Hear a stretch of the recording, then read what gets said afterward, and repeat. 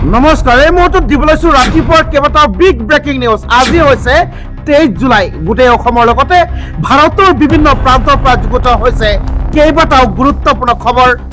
আমাৰ প্ৰথমটো খবৰ এটা ডাঙৰ খবৰ, এটা বহুতে গুৰুত্বপূৰ্ণ খবৰ। গতিকে প্ৰতিজন অসমীয়াই, প্ৰতিজন মুছলমানে এই ভিডিঅ'টি অলপ স্কিপ নকৰাকৈ শেষলৈকে চাই থাকিব। এনেবোৰ বা বাতৰি পাই থাকিবলৈ আমাৰ এই চেনেলটো সাবস্ক্ৰাইব কৰিব, লগতে ভিডিঅ'টিত এটা লাইক নিশ্চয় কৰিব। হয়, 1 আগষ্টৰ পৰা খিলঞ্জীয়াৰ হাতত মাৰণাস্ত্ৰ তুলি দিব হিমন্ত চৰকাৰে। এটা বহুতে গুৰুত্বপূৰ্ণ খবৰ, ডাঙৰ খবৰ। 1 আগষ্টৰ পৰা খিলঞ্জীয়াৰ হাতত মাৰণাস্ত্ৰ তুলি দিব হিমন্ত চৰকাৰে। জনাইছো সবিশেষ, ভিডিঅ'টি শেষলৈকে চাওক। 1 আগষ্টৰ পৰা খিলঞ্জীয়াক অস্ত্ৰ প্ৰদানৰ প্ৰক্ৰিয়া আৰম্ভ হ'ব। হয়, ইতিমধ্যে মুখ্যমন্ত্ৰী হিমন্ত বিশ্ব শৰ্মাই কৰিছে ডাঙৰ ঘোষণা। 1 আগষ্টৰ পৰা খিলঞ্জীয়াক অস্ত্ৰ প্ৰদানৰ প্ৰক্ৰিয়া আৰম্ভ কৰিব।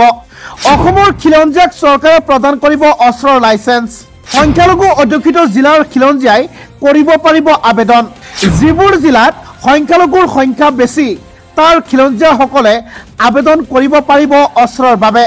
1 আগষ্টৰ পৰা মুকলি কৰা হ'ব বিশেষ পৰ্টেল, যি পৰ্টেলৰ জৰিয়তে আপুনিও কৰিব পাৰিব। আপুনি যদি এজন খিলঞ্জীয়া, আপুনি যদি সংখ্যালঘু অধ্যুষিত জিলাত আছে, তেনেহ'লে আপুনিও কৰিব পাৰিব আবেদন।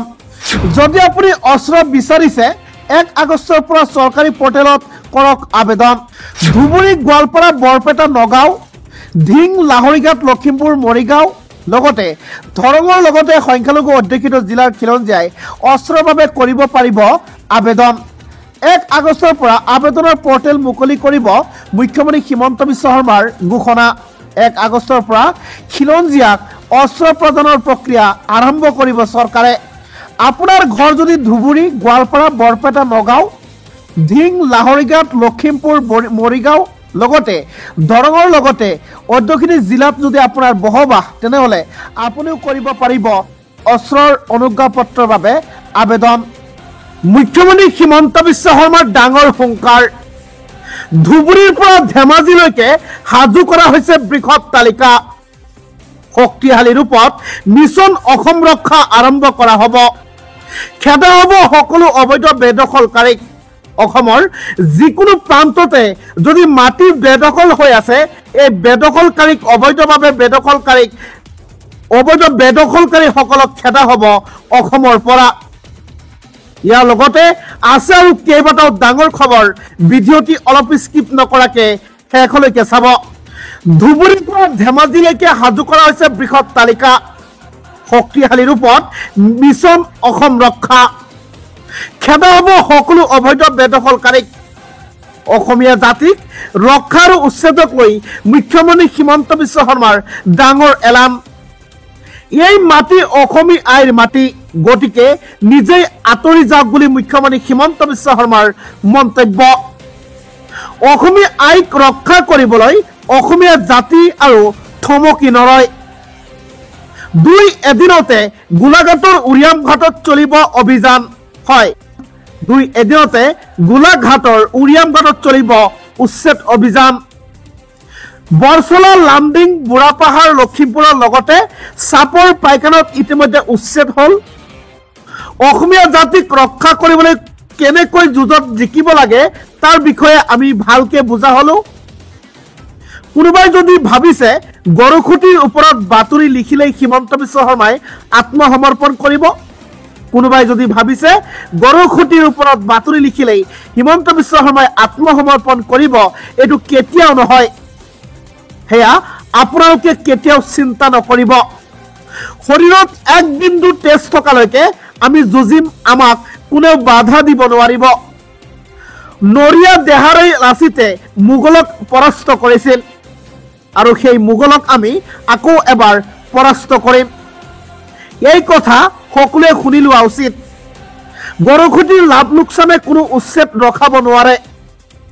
য'ত বেদখল হৈছে উচ্ছেদ হ'ব, তাত নিশ্চিতভাৱে উচ্ছেদ হ'বই। যিয়ে যিমান ষড়যন্ত্ৰ কৰিলেও উচ্ছেদ কেতিয়াও বন্ধ নহয়, উচ্ছেদ হ'বই। অসমীয়া জাতিৰ প্ৰতিটুকুৰা ভূমি আমি বেদখলমুক্ত কৰিম বুলি সংকল্প লৈছো। জাতিটোক আত্মনিৰ্ভৰ কৰি তোলা হ'ব।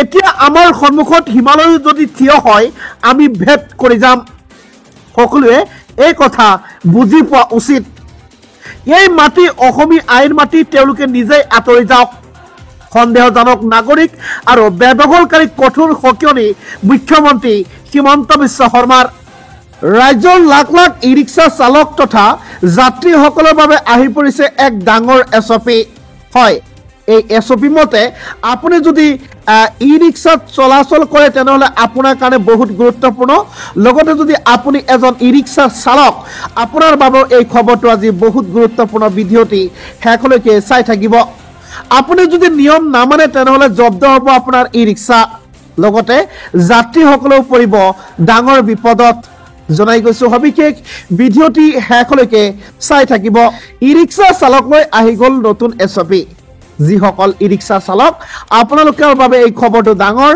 গতিকে ভিডিঅ'টি শেষলৈকে চাব আপোনালোকৰ কাৰণে আহি পৰিছে ডাঙৰ এছঅপি এতিয়াৰ পৰা নিৰ্ধাৰিত পথতহে চলিব লাগিব ই ৰিক্সা আপোনাৰ কাৰণে নিৰ্ধাৰিত পথ দি দিয়া হ'ব সেই নিৰ্ধাৰিত পথসমূহতে আপুনি ই ৰিক্সা চলাব পাৰিব ৰাষ্ট্ৰীয় অথবা ৰাজ্যিক ঘাইপথত উঠিলেই ভৰিব লাগিব জৰিমনা হয় ৰাজ্যিক তথা ৰাষ্ট্ৰীয় ঘাইপথত যদি আপুনি উঠে আপুনি তেনেহ'লে আপুনি এটা বৃহৎ পৰিমাণৰ জৰিমনা ভৰিব লাগিব নলবাৰী পৌৰসভাই জাৰি কৰিলে নিৰ্দেশনা পঞ্জীয়নভুক্ত ই ৰিক্সাহে চলিব পাৰিব চহৰত নলবাৰীত আৰম্ভ হ'ব ই ৰিক্সা পঞ্জীয়ন প্ৰক্ৰিয়া নিয়ম নামানিলেই জব্দ হ'ব আপোনাৰ ই ৰিক্সা ৰাজ্যৰ লাখ লাখ মুছলমানসকলৰ বাবে জৰুৰী খবৰ এটা বহুতে ডাঙৰ খবৰ উচ্ছেদৰ নামত 25 মাৰ্চ 1971 পূৰ্বৰ লোকক হাৰাশাস্তি নকৰিব চৰকাৰক নেমচুৰ ডাঙৰ সংকাৰিয়াৰ লগতে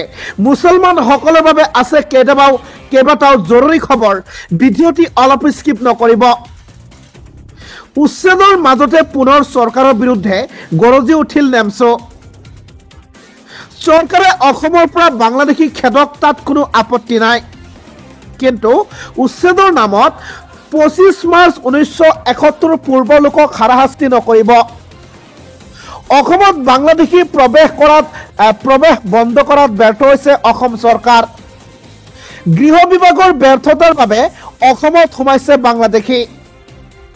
বাংলাদেশী আশী শেষ কৰিব বিচাৰিছে অসমৰ জনগাঁথনি বাংলাদেশী অসম সীমান্তত দেখাৰ লগে লগেই গুলিয়াই দিয়ক কটকটীয়া তাৰেৰে কটকটীয়া কৰিব লাগে ভাৰত বাংলাদেশৰ সীমান্ত বৰষুণ দিলেই ভাৰত বাংলাদেশ সীমান্ত দেৱাল ভাঙি যায়